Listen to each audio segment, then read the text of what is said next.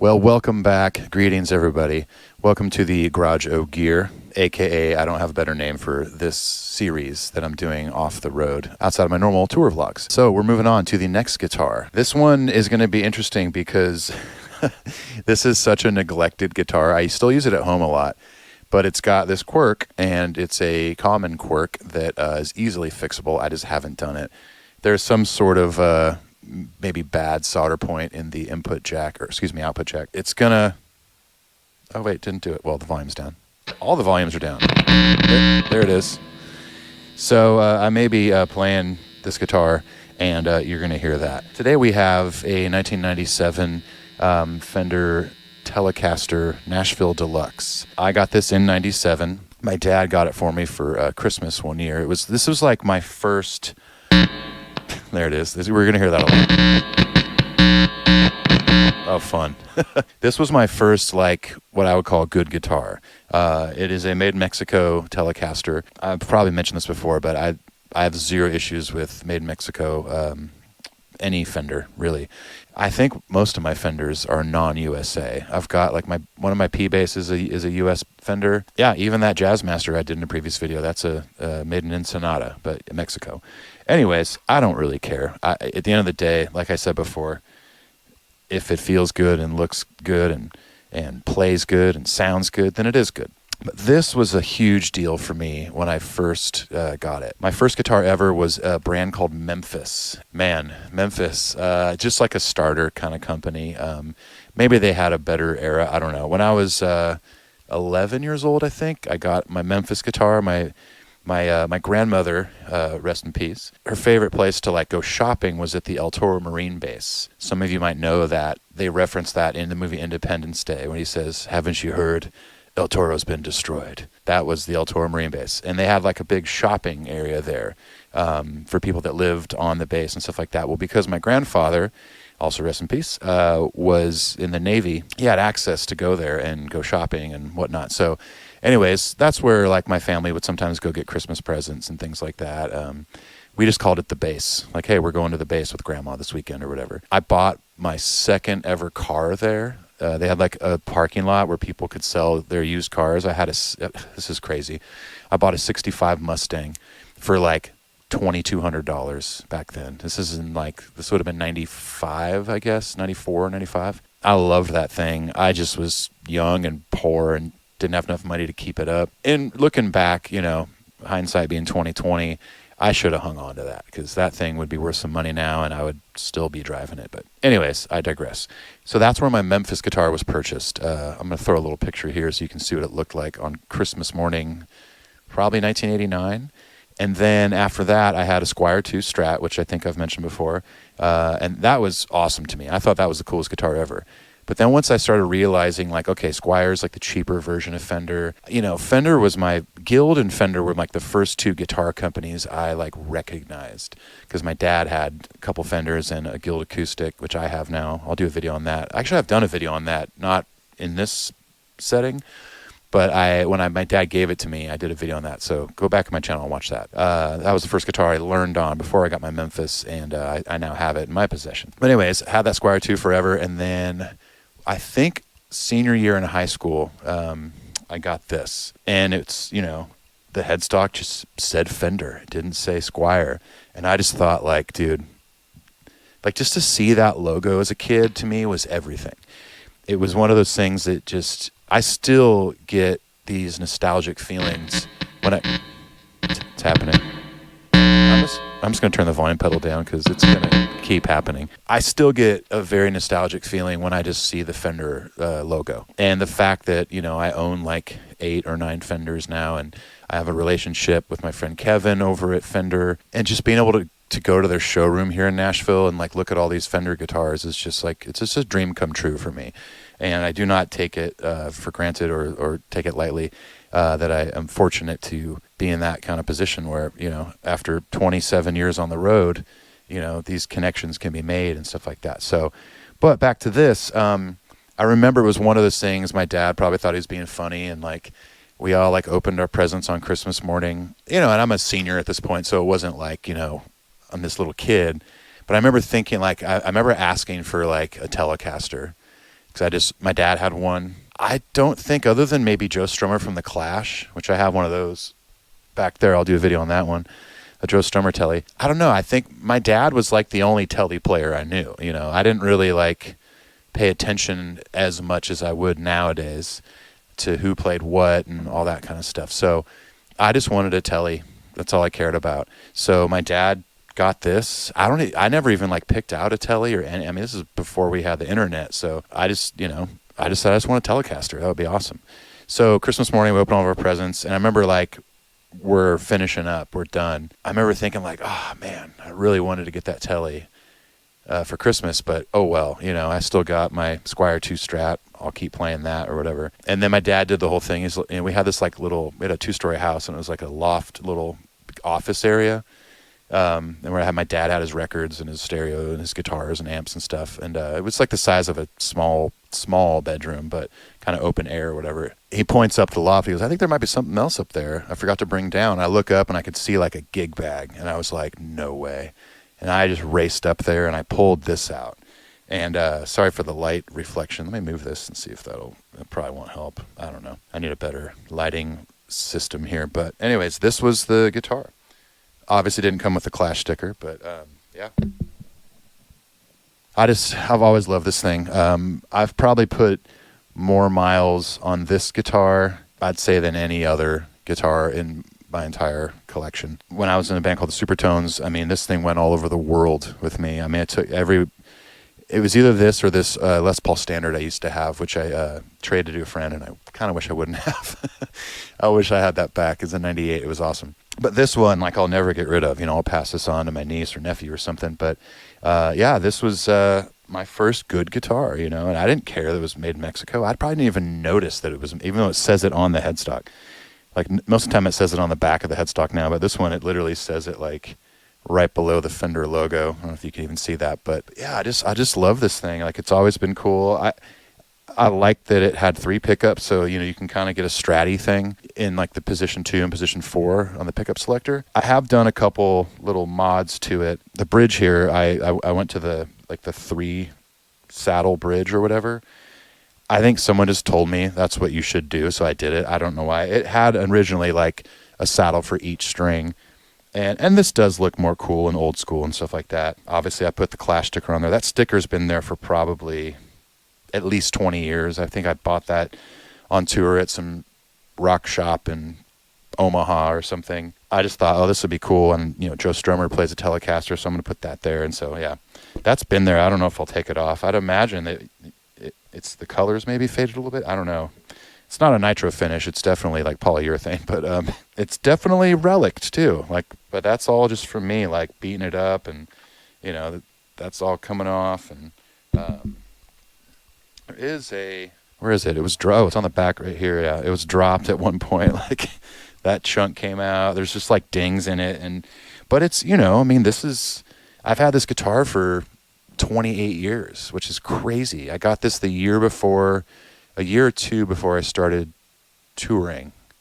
Yeah, I guess I wasn't a senior then. If I got this in '97, it would have been my first year out of high school. Sorry, my timeline is way off. I should have thought about this in more depth. But anyways, came with a tortoiseshell pickguard. I still have it, but I just thought like the black looked cooler, and I didn't change that until maybe, I don't know, 10 or 12 years ago. One day I was like staring at it, and I was like, yeah, I think it'd be cooler with a black pickguard. And I think it looks way cooler. That's pretty much it. At one point, I put in a Seymour Duncan Little 59, which is a Telecaster size humbucker pickup. I still have that pickup sitting in a cabinet behind me.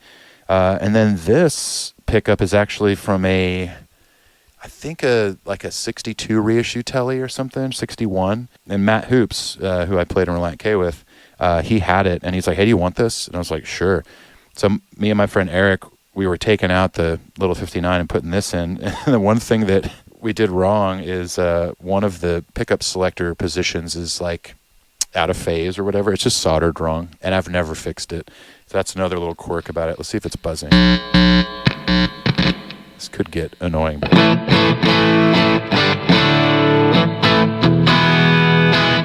anyways, so, you know, neck pickup sounds totally cool. Next position would be position 4, I guess, if you're counting whatever, however you count it, I don't know. The next position closer to the neck. This is the more stratty thing. You know. Oh no, that's the one. Yeah. So this position is the one that's, you can hear how like, compared to this or this, and then this is, there's just like no low end to it, but,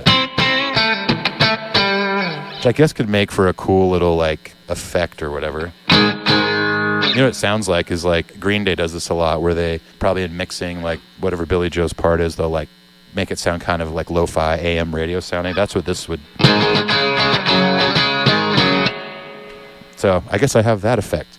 But anyways, yeah, that's one of the other little quirks about it. So 2 easily fixable things. I just haven't done it. But I wanted to talk about this guitar because it's, you know, it's kind of like one of those on the now getting longer, not so short list of guitars I would grab if the house was on fire. Luckily, everything's in this room, and it's not a very big room, so it'd be easy to, there's a back door right behind my camera right here, and I'd be able just to get it all outside. At least the sentimental stuff, you know, stuff that's newer, like, you know, whatever. Or even that J Mascis Jazzmaster. It's like, I love that thing. I did the whole record on it, but like, those are, you can get those for really cheap. So, but anyways, we don't need to talk about horrible things like my house burning down. Anyways, this thing, I mean, I played the hell out of it forever. I mean, most of the chrome on this is like pretty, you know, fairly tarnished, or at least just like, it just looks worn and beat up, and, you know, screws are rusty, and yeah, I'll never get rid of it. It's just one of the coolest things to me because of that sentimental kind of thing with Fender that, and that's just because my dad, he had a Strat, he had a Tele. At one point had like I think a 70s like Fender Twin Reverb, which I wish he didn't sell that and I had that now. That would be cool. But yeah, like I just grew up watching my dad play, and the Fender thing really just, and you know, they were started in California, Southern California, where I'm from. And so I'll always be at least partial Fender guy as far as a player. You know, I'll never not have any Fenders, you know. Like I said, it's the sentimental thing, and it always reminds me of my dad. And just to be able to like look at that logo on the headstock is always just so cool to me, you know. Just to see it and go, wow, it says Fender. Like I remember that was a huge deal that Christmas morning. I just looked at it like, whoa, this is crazy, you know. So yeah, 97 is when I got it. So I would have been 18 when we got it, because I graduated high school when I was 17. Not because I'm smart, because I started school early as a kid. Graduated at 17. Yeah, I would have been 18 maybe, 18 or 19. Yeah, this thing just meant the world to me, and it, you know, will always remind me of my dad and being a kid and growing up in California by the beach and all that stuff. It's just such a great guitar, and this was used, if you are a watcher of these videos, the dozens of you, and know my musical history. I've used this on a lot of recordings in recent years, just here at home. I use this on the Supertones Loud and Clear record. I used it on the Hi-Fi Revival record. Like I said, I toured with it like all the time. This was always a guitar that came on the road. Even when I got the Les Paul, or when I ended up touring with my Gretsch Anniversary in the Supertones, I still would bring this, you know. Like there's a song on Supertones Loud and Clear record that I used this guitar to record that. I don't even remember the whole thing. I just remember the intro.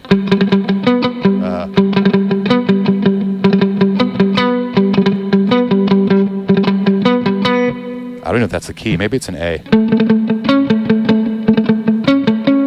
It's probably it. But there's a song called Lift Me Up. I don't know what position it would have been in. I don't know. Either way, that was a part. You know, a lot of the clean guitars on that record, you know, a lot of that ska, you know, stuff was done on this. I didn't have it on the last record we did, Revenge, because I wasn't living in Nashville at that point where we recorded it. And I flew out, and I flew with my baritone and something else. I think, my Les Paul. And then I borrowed a 335, and I borrowed, I think, one of Mark Townsend's Telecasters for that record. But it's been on, like I said, a bunch of recordings, and mostly played live. I mean, I've always had a really big wedding ring, and if you feel a lot of my older guitars that I've had since like the late 90s, early 2000s, right under here, especially around where I'll be playing a lot of power chords, or ska chords as we called them, it's kind of not smooth right here. Just I think from my hands and my ring always rubbing against it and stuff like that. And it's kind of, you know, it's kind of a fun thing It's tough to see it on a maple neck, but if you get in the right light, you can see like the wear and tear of all the years I played this. And yeah, like I said, it was around for a very long time on the road. I have 2 tellies, that, and well, I have a Schecter telly as well, a PT Fastback, but this one and my Joe Sturmer telly are like the main 2 that I've had for a long time and absolutely love them. If you find one of these are great. Like, you can get the telly, you know, there's the buzz. All right, can I get rid of it? There we go. You know, you still have the telly thing, you know, if you're doing country or whatever. Man, I'm horrible at playing guitar tonight, apparently. I'm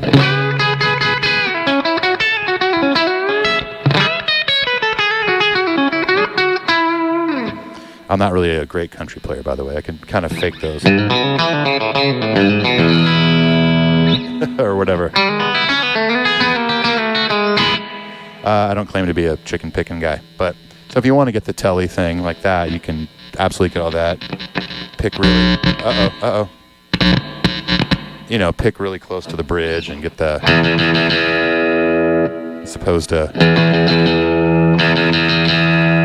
if you throw a bunch of reverb on that, you could play surf guitar on this or whatever. You don't need a jazz master or a Jaguar to play surf music. A lot of surf bands would play tellies or strats or whatever, but Fender or maybe Most Right are like the most well-known surf guitars, I guess. Thanks to the Ventures and stuff like that. But so yeah, you can get like the normal telly thing, but even if you're just playing big chords, like it's a great texture to have in a live setting or on a record, or if you're playing 2 rhythm tracks with like a humbucker guitar, and then you overdub like a third guitar, what a lot of people call the thickener, on a chorus, and do like a Telecaster, even just on power chords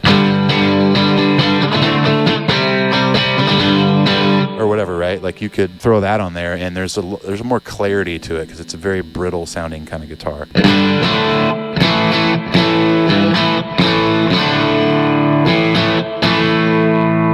Oh, another kind of notable telly player, not all on every song, but like Tom Morello from Rage Against the Machine.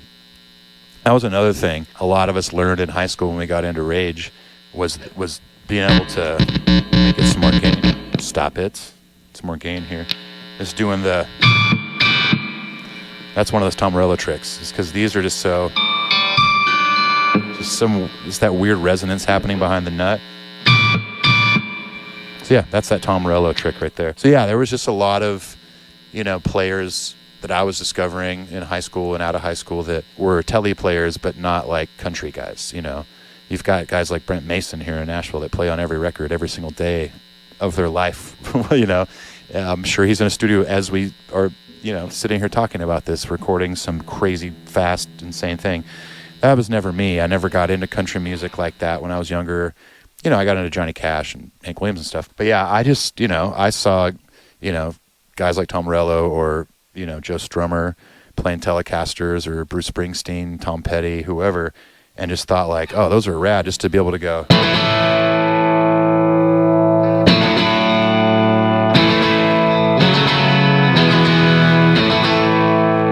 There's just something very percussive about a Telecaster or a Strat too. They just have that cool thing. Like when you hear it, you definitely know, like, yeah, that's a Telecaster for sure. The neck pickup is always rad too.